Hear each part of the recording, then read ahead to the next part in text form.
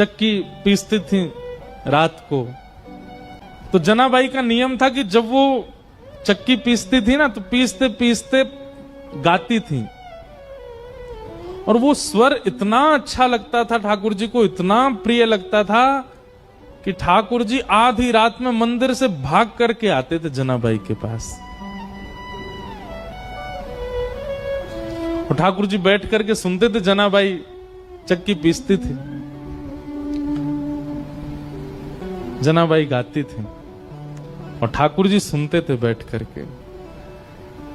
रोज आते थे ठाकुर जी और रोज जनाबाई गाती थी और वहीं बैठ करके श्री ठाकुर जी सुनते थे।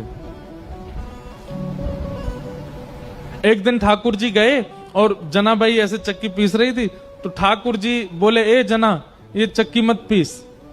तो जनाबाई बोली, क्यों? ये घर घर घर आवाज करती है, तो तेरा स्वर जो है वो अच्छे से मुझे सुनाई नहीं देता, इसको नहीं पीसेगी शांति रहेगी, तेरा स्वर स्वच्छंद सुनाई देगा मुझको। आप विचार करो ठाकुर जी को कितना प्रिय लगता है।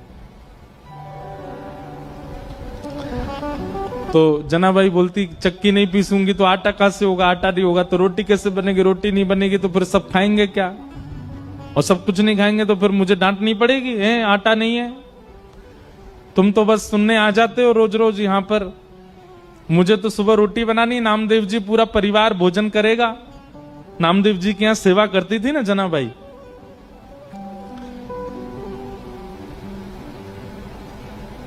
चक्की नहीं रोकती, पीसती रहती, गाती रहती।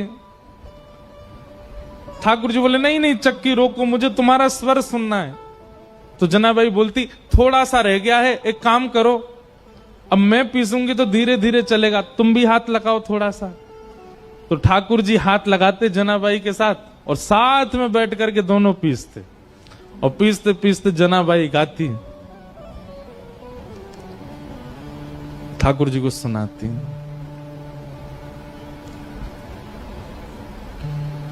अब जब ठाकुर जी हाथ लगाते जनाबाई के साथ चक्की पिसवाते, तो ठाकुर जी इतने सारे गहने पहन के रहते हैं, वो गहने सब आगे पीछे जब ठाकुर जी हिलते तो गहनों की आवाज आती।